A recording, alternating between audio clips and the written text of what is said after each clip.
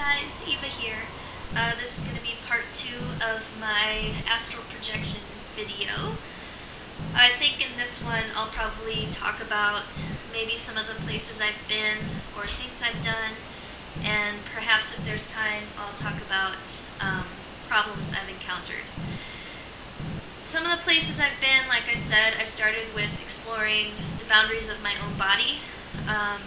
Then I think I started exploring my immediate surroundings. I used to take things pretty literally. I guess I still do. But growing up a Christian, I remember just all the symbology in a lot of the scriptures, and especially in terms of speaking of the Holy Spirit or inviting Jesus into your heart.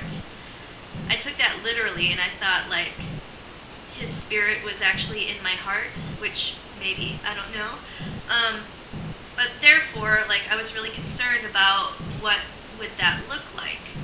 What does the inside of my heart look like?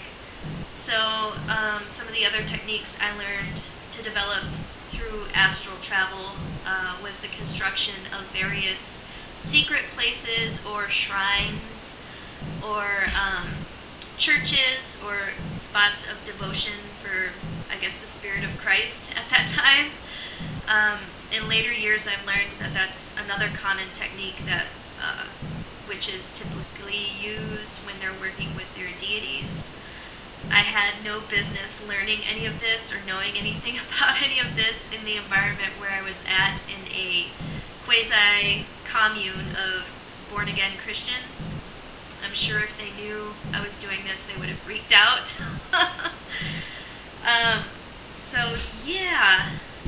Some of the places I've been, I don't really think I've been anywhere otherworldly per se, but I definitely have done some time travel.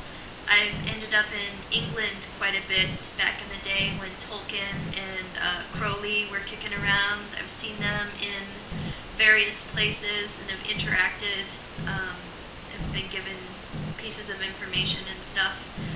I don't really know how to explain that. I don't know if it was just a very detailed dream I was experiencing or what, but whatever. I think it's cool. I don't really worry about where it comes from or whether it's true or not. I'm just happy to have the experience.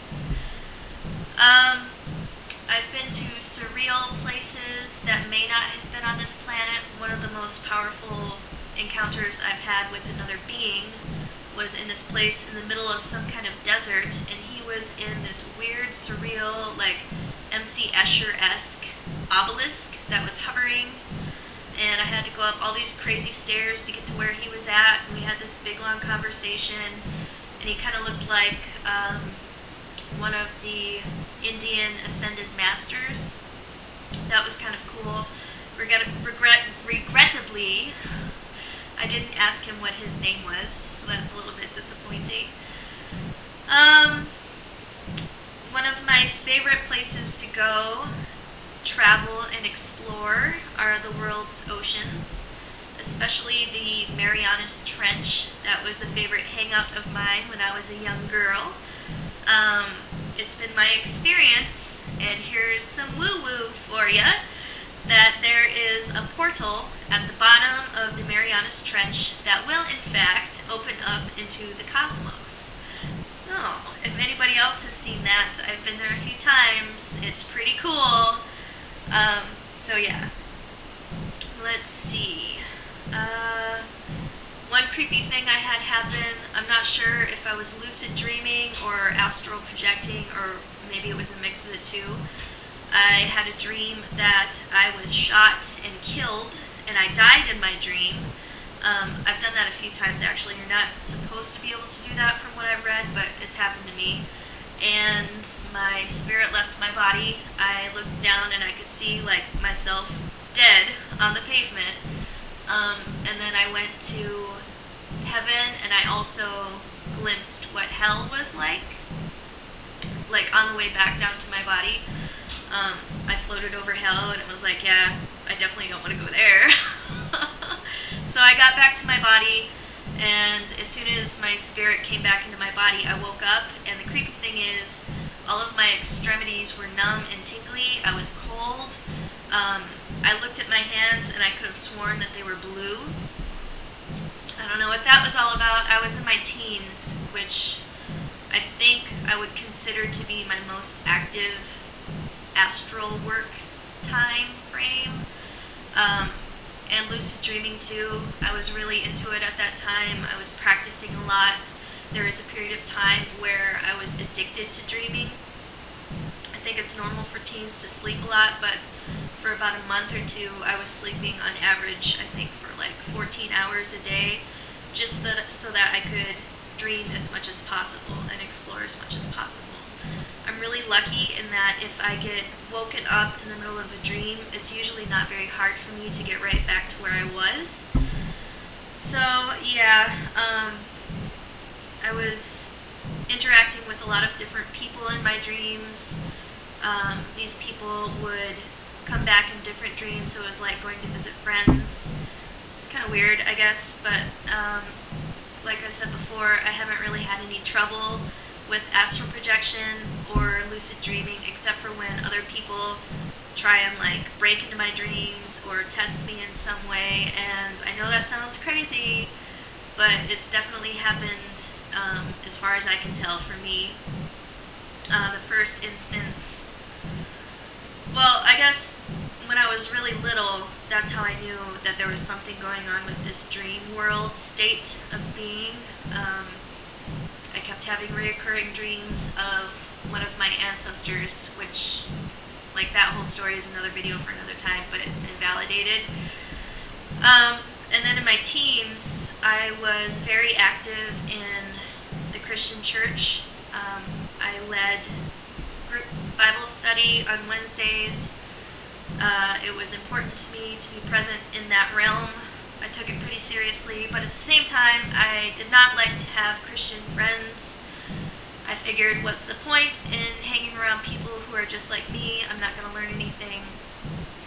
So my friends consisted of atheists and Satanists and pagans, like just a whole bunch of weirdos. And we all knew what we were all about. We talked about it all the time. I think maybe perhaps there was a time or two where I would get kind of obnoxious about the whole Jesus talk stuff. And there was this kid that was kind of like not really anybody's friend, but was just kind of always there. He was violent. He was not a cool dude. He was a butthead, man. And he got it in his head that he was going to like torment me because I was a Christian. And I was talking about some Christian aspect with a friend, and he overheard it, and he got all up in my face, and he was like, I'm going to send things to you in your sleep, and where's your God then? Like, he got right up in my face. And I don't know if I was just like so freaked out that somebody actually did that to me, that seed got planted, or if he actually did something to that effect. But for like 2 months, every night, I was having horrible nightmares that I couldn't escape from. And that's been a common theme throughout my whole life. I know I'm in some real shit if I can't change the dream, or there's nothing I can do about it. I just have to like watch. And I would be confronted by these horrible beasties that would just be all up in my space and very threatening. And the only way to get away from it would be to wake up. And then I'd wake up, and the air would be all heavy and thick, and it would definitely feel like the thing was in the room with me. And it was horrifying. So for like 2 months, I refused to sleep at night. I would stay up all night long, and then I'd go to sleep for a few hours during the day. And like, it got to be pretty disturbing. But the worst of it is that I had nobody to talk to about it. I view this as a definite spiritual gift. I always have, and I've always struggled with the fact, when I was a Christian, that here I am doing something accidentally a lot of the times that is considered witchcraft, but it's something that was put on me. It wasn't something that I like read a bunch of books about. I just like learned how to do it, and I considered it a gift from God. So like where is all this God shall not tolerate a witch business coming from? And I tried to talk to my pastor about what I was experiencing with this problem, but he didn't take me seriously. And then I noticed that people at church started treating me differently. I noticed that when I was more active in church, this thing that this guy was sending me was like way worse. So I stopped going to church too. I was like, this is not worth it. If people aren't going to have my back there, and it's just going to be worse being there, then I'm just going to stop going. And I stopped dreaming too, in a lucid astral projection sort of way. And I took a break for probably 5 to 7 years and started back up in my 20s. And I've been trying to work back to the prowess that I had developed in my teens. I've had people tap into my dreams and get information about my personal life. That's been very disturbing. Thankfully, I have I guess you could say, guardian angel or whatever that acts as a bouncer, and those people usually are not able to stick around inside my dreams for very long. And again, I know all of this sounds crazy, but it's just been my experience. I think that it's totally possible. There's a lot of ethics involved in things like lucid dreaming or astral traveling, especially if you're trying to connect with other people. Consent is really important. I can't stress that enough. And in waking life too, consent is crucial. But yeah, so I guess that's probably it. I'm really tired. I've got this sleepy, warm, heat biscuit dog all snoring on me, and I should probably go to sleep too. So hopefully this makes sense. If not, I'll try to do it again in the morning or something. Holler Mahalo!